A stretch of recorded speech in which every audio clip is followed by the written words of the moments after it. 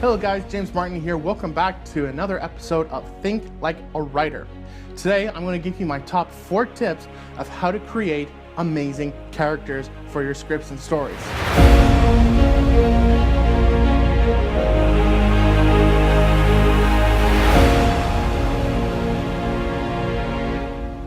So let's get started with tip number 1.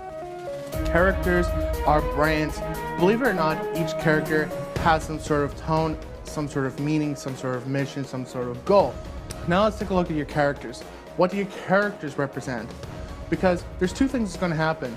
Either they don't represent anything, they kind of feel bland and they're just kind of there, story. So no one's going to connect and no one's going to care about your characters. Or if they represent something, now we can connect to them. We know what they represent, right? So it's a good idea to just come up with a few words, a few descriptions that kind of describe what your character is and what we should be feeling with them, okay?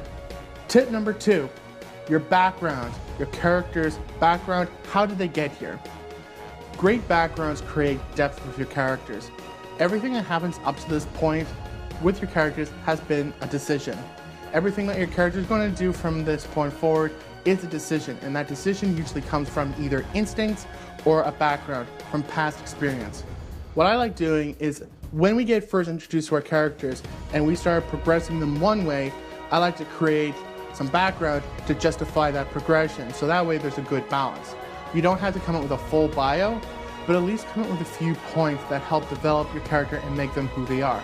This is also great when developing relationships with your characters, because remember, most of your characters are either going to develop a relationship on screen or maybe it happened previously off screen, right? If that happened off screen, what did happen? And what I personally cannot stand, and this is a bit of a tip for you guys, is when you kind of get mildly introduced and they just start rambling on about hardly any useful information. I like it where if you have characters who have met in the past, write a little bit of a description of what that past experience, what that past connection looked like. All right, it'll be way more convincing later and you can really make the dialogue work later. Tip number 3 is, what is your character's mission? What is their end goal? Why are they doing what they are doing? Believe it or not, characters do have some sort of mission. This is either conscious or unconscious. And that mission is either going to take place within one movie or it's going to take place over several movies. The tricky part here, guys, is if you're planning on writing your character over a multitude of movies or in a TV series, they have to make small arcs in each movie, but there's also that one bigger arc, that one bigger mission.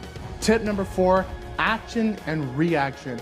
With every action comes a reaction. Every positive action usually comes a positive reaction. Every negative action comes a negative reaction.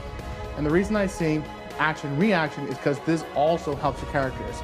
Now you kind of need to figure out ahead of time, so what makes your characters tick, what makes your characters kind of jump and make their decisions. It's these ahead of time that you can start consistently putting into your story. But these action reactions will help develop what makes your character it is. This is where you start chiseling away the excessive clay, the excessive ice, and start creating that sculpture, start creating that character. It comes to your actions and reactions.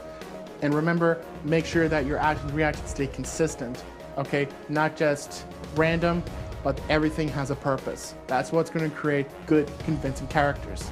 So that's it, guys. I hope these tips were helpful. If there's anything that you found really helpful you want to take away from this, please let me know down in the comments. Has anything been helpful? And of course, if you also have any tips and suggestions on how to create great, convincing stories, please also let me know down in the comments, because I'd love to learn, and this would be a great asset for other filmmakers and other writers to learn from as well. All right, so I hope you guys enjoyed this. I'll see you next time, and best of luck with your scripts.